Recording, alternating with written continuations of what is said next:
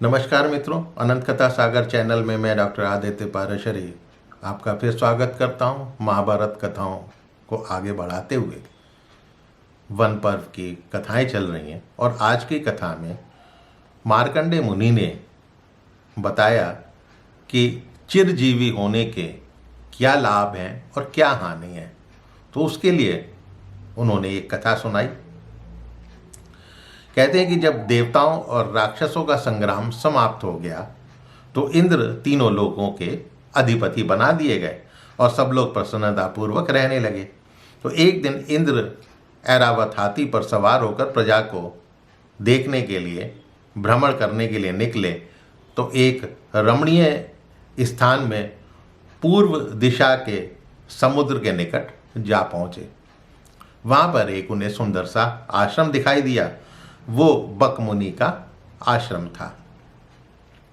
इंद्र ने मुनि के दर्शन किए तो देवराज इंद्र को वहां पर देखकर बक मुनि ने उन्हें पाद्य, आसन, अर्घ्य, फल मूल आदि देकर स्वागत सत्कार किया। तो इंद्र जब आसन पर बैठ गए तो बक मुनि से बोले कि भाई, आपकी अवस्था लगभग 1,00,000 वर्ष की हो चुकी है। आप अपने अनुभव के आधार पर बताएं कि चिरजीवी मनुष्य को क्या दुख होता है और क्या सुख होता है।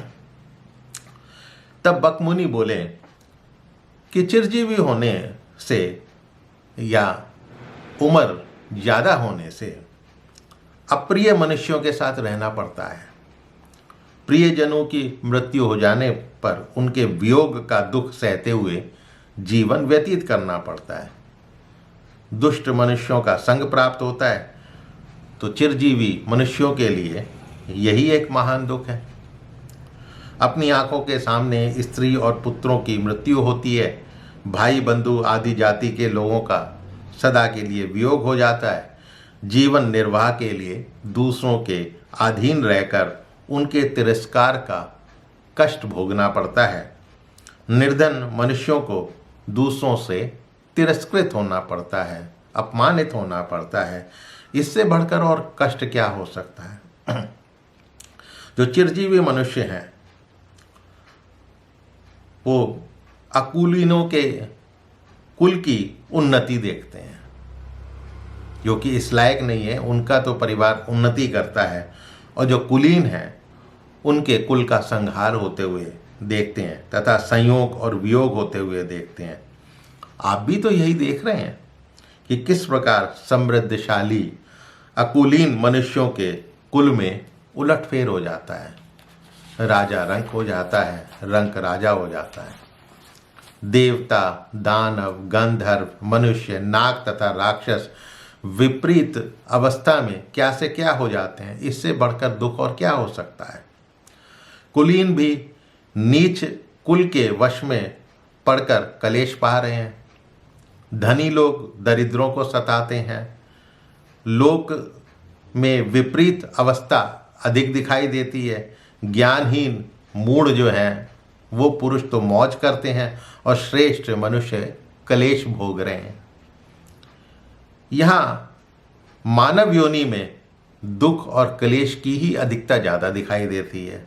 इससे बड़ा और कष्ट क्या हो सकता है जो लंबी आयु के कारण हमें देखना पड़ता है। तो अब इंद्र पूछते हैं कि देवता तथा ऋषि आपकी सेवा में उपस्थित रहते हैं, फिर ये बताइए कि चिरजीवी मनुष्यों को सुख क्या मिलता है। तो बक मुनि क्या बोलते हैं कि जो दिन के समाप्त होते होते घर पर भोजन के लिए केवल शाक यानी सब्जी बनाकर ही अपना गुजारा कर लेता है, लेकिन कुमित्रों की शरण में नहीं जाता, जहाँ दिन नहीं गिने जाते और प्रतिदिन अन्न प्राप्ति के लिए चिंता नहीं करनी पड़ती, वही सुखी है। जो अपने पौरुष से धन उपार्जन कर घर में केवल शाक बनाकर खा लेता है लेकिन किसी का सहारा नहीं लेता, वो सुखी है।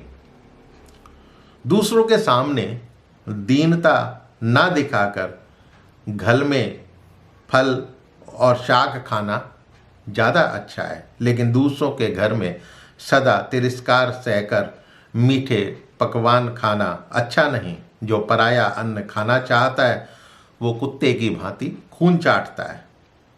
वो दुरात्मा और कृपण को ऐसे दुरात्मा और कृपण को भोजन के लिए धिक्कार है।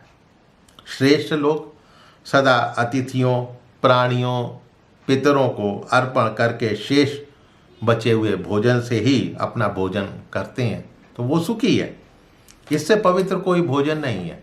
जो प्रतिदिन अतिथियों को भोजन देकर भोजन कराता है उसके युवावस्था के पाप कट जाते हैं। इस प्रकार इंद्र जो है बक के साथ वार्तालाप करते रहे और आज्ञा लेकर वापस स्वर्ग की ओर चले गए। तो मित्रों, इस कथा को यहीं विराम देते हुए अगली कथा अगले एपिसोड में, तब तक के लिए मुझे आज्ञा दीजिए। हाँ, मेरे चैनल को सब्सक्राइब करना मत भूलिएगा। मिलता हूँ अगले एपिसोड में अगली कथा के साथ। तब तक के लिए नमस्कार।